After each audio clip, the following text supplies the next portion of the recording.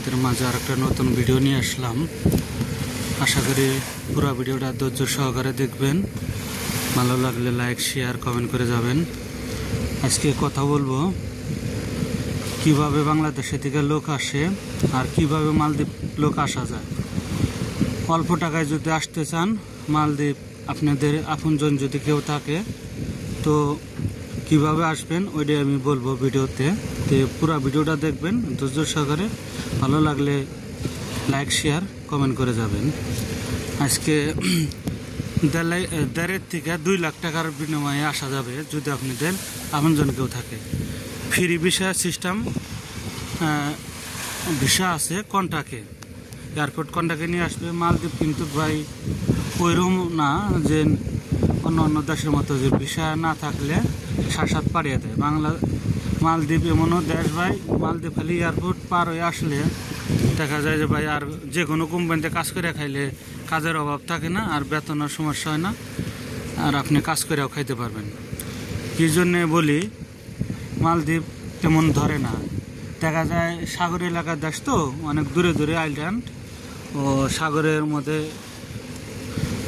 বালুর চর জায়গা আছে, কি ডেজার্টে মাটি কাটে, যেখান দিয়ে পানি কম ওখান দিয়ে মাটি কাটে মনে করেন আইল্যান্ড বানায়, ওটাই রিসোর্ট বানায়।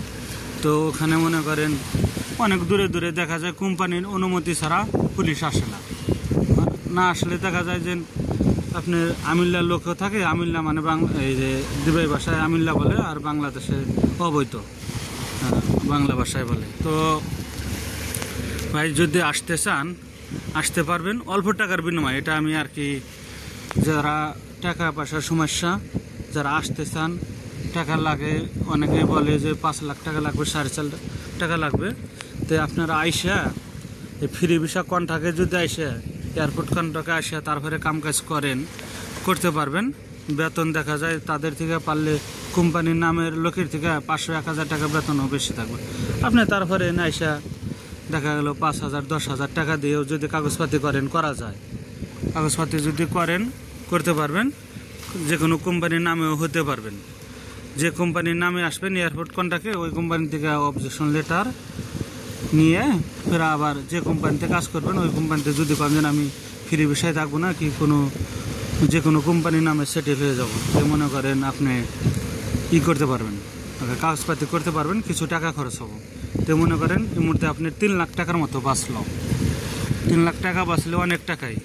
দেখা যায় কোম্পানির নামে আসলে কি এখন 4.5-5 লাখ টাকার মতো খরচ করা যায়, 4 লাখ আপনজন যারা আছে যে যত দেয়া মিটিয়ে আসতে পারে। আর এইভাবে আসলে আমি জানি যে অনেক টাকা কম লাগে। তো যদি ভালো লাগে একটা সাবস্ক্রাইব কমেন্ট শেয়ার করে যাবেন। আল্লাহ হাফেজ, পরবর্তী ভিডিওতে দেখা হবে।